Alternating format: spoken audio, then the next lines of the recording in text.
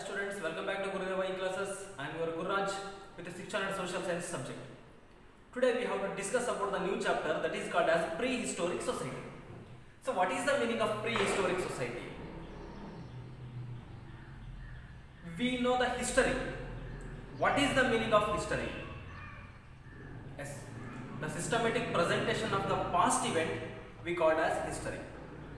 So this history generally it has classified in a three periods. The first one is prehistoric period, protohistoric period and historic period. So what is the meaning of prehistoric period? What it indicates? What is the meaning of protohistoric period and what is the meaning of historic period? Today we have to discuss about the prehistoric period. In a prehistoric period, we have got all the evidences up to 99.9% of the evidences, but although these evidence it cannot evident. So here is the meaning of the prehistoric society or the prehistoric period. What is the meaning of that? The prehistoric period, it has no record of writing. So as you know students, history in the sense we need the record, we need the source, we need the evidences. So without the evidences we cannot consider it as a history. So in this way, the prehistoric period, it has no record of writing. So this prehistoric period, it is not a historic period. It is a prehistoric period. So we cannot get any source of the records or any records of writing. So example we call it as a Stone Age. In a Stone Age we found the very important things or the evidences in all over the world. So especially in the place of Karnataka, Maski, Sandur, Gudekote, Chikmagaluru, Hassan. So these are the important places. It gives the evidences of the Stone Age, although we cannot get any writing scripts. So that is called as prehistoric period. And one more we call as a protohistoric period. What is the meaning of protohistoric period? What it indicates? So here as a definition, the protohistoric period that has a record of writing but not understood. Here has a record of writing, although we cannot understood. So I thought you know about some of the things in places of hills. So in those hills they are wrote many of scripts and they wrote important symbols and signs also. So these symbols, signs or the script we cannot able to read and understood. They are writing script, although we cannot understood. So that is called as protohistoric period. So example we call it as a Harappa civilization. So in Harappa civilization it has its own script, it has its own symbols and signs also. So we got all the evidences and places. Although we cannot understood these kind of the records of a writing. So that is called as a protohistoric period. And one more, that is called as historic period. What is the meaning of historic period? The historic period, it has a unique identity. So what is the unique identity? This historic period, it has a distant record of writing and can be read and understood. It has a distant record of writing. It can be understood. That means we got all the evidence. We got 100% evidence in the period of historic period. So that is called as a historic period. See these three important periods, it has classified on the basis of script of writing. Without a script of writing, we cannot identify or we cannot classify these three important periods. So it is called as a prehistoric period, protohistoric period and historic period. So as you know students, prehistoric periods in a sense is a no record of writing. In the protohistoric period in the sense we call it as that has a record of writing but not understood. So in historic period in the sense it has a distant record of writing, it can be read and understood. So here is the example of prehistoric period, that is called as Stone Age. Here is an example of a proto-historic period that is called as Harappa civilization, Mohenjo-daro civilization, Chinese civilization, and one more, the historic period. That means what we can study it now in before 3 centuries or 300 centuries. So which are available to read of a record of writing and understood. So that is called as historic period. So in a prehistoric society, we have to extend our class to the origin of human beings and development. Origin of human beings and development. So generally, we are thinking the earth takes a birth in the time of 4,600 million years ago. The scientist also gives the information to the earth. The earth takes a birth in a 4,600 million years ago. So before 4,600 million years ago, we cannot form the human beings.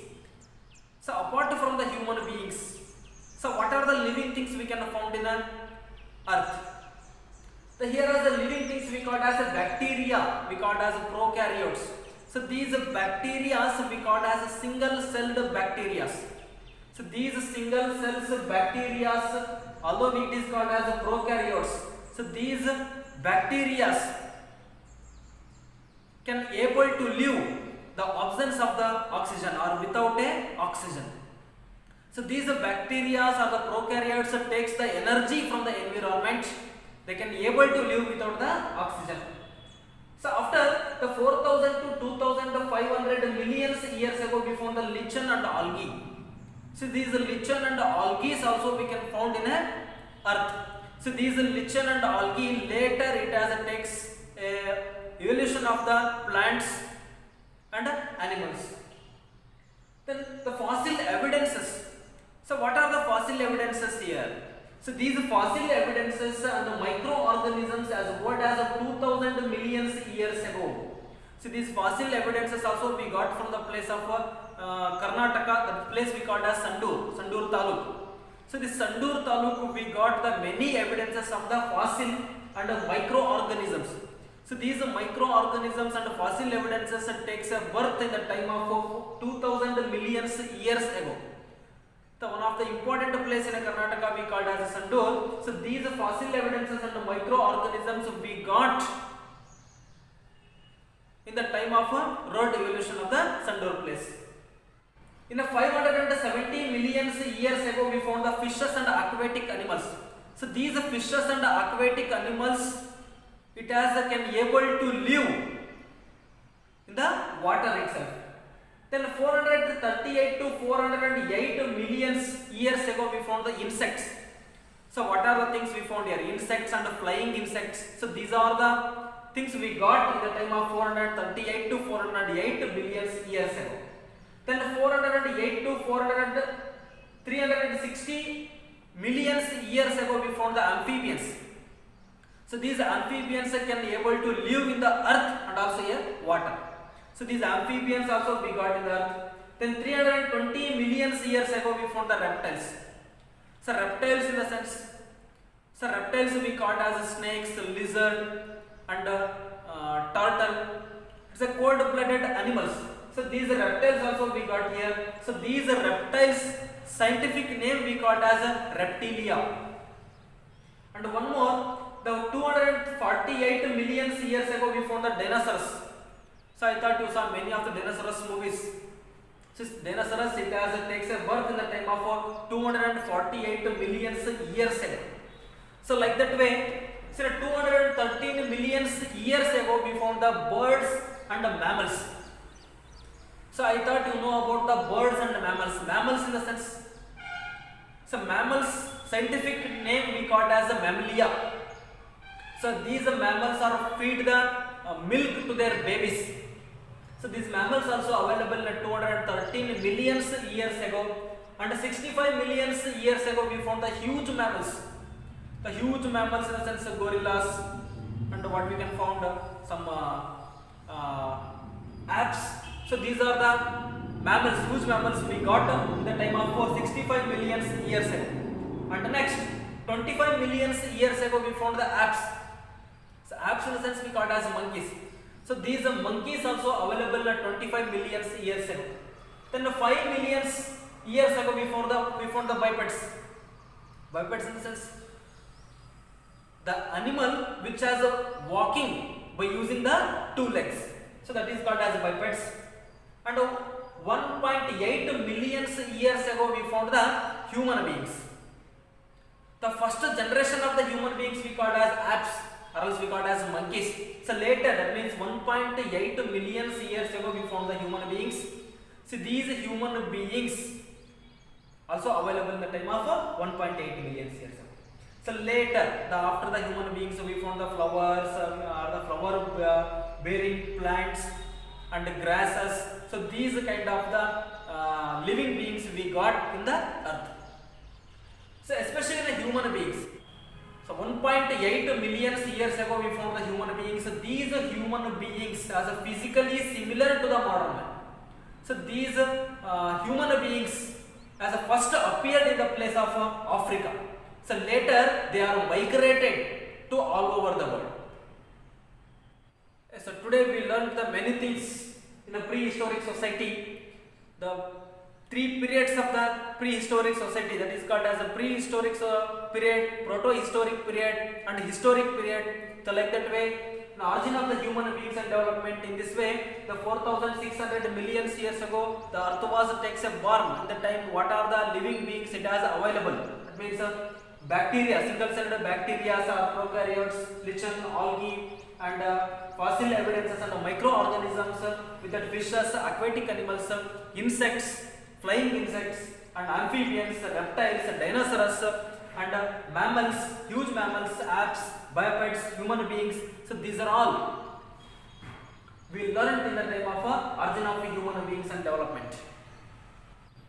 So dear students, in a prehistoric period we found the three important stages, that is called as Paleolithic age, Mesolithic age and Neolithic age. So these three important stages, it gives the complete information about the prehistoric society. So in a prehistoric period, especially we found the Paleolithic age. So this Paleolithic age, it covers 5 lakh years to 12,000 years ago. So in this age, so we found the human beings. So this is the first age of the prehistoric period. So although it is called as an archaeological stage. So in this archaeological stage, so we found the human beings. These are all the human beings. They are depends on the fruits, edible plants, tubers and fishing activities and hunting the animals. So this edible plants and tubers, it's a basic or the beginning period of the Paleolithic age. So later, so because that means they cannot get these fruits and edible plants and tubers throughout the year. So they got in a season wise, so that they are practicing the fishing activity and hunting the animals. So these are all the edible plants and edible fruits, tubers and fishing. These are all the food items of the Paleolithic age people. So like that way, they are these peoples, especially they are stays. They are lives in the place of caves and rock shelter. I thought you know about the rock shelter and caves. So when you visit the forest areas, so we found these kind of the rocks and the rock shelters with the caves also. Then the simple stone tools also they are using to kill the animals and hunt the animals. So what are the simple stone tools they are using? That means they cannot use the metals in the time of a Paleolithic age. So use, but they are using very less.